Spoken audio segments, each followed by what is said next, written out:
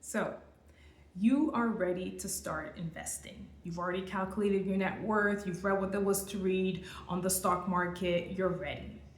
I just have one more question for you. Do you know why you're investing? Is it because you want to build or buy your dream house by the beach or wherever? Is it because you want to plan for retirement? But is it retirement at 60, 65, 45?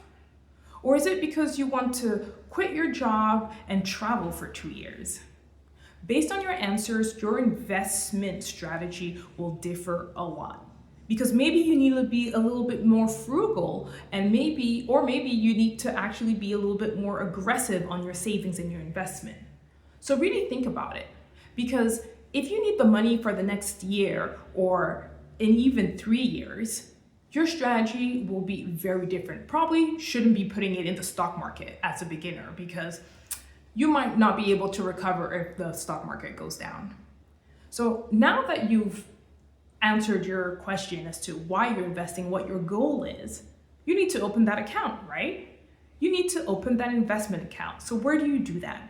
You can do it in your big banks, such as UBS, Barclays, Bank of America, depending on where you live in the world.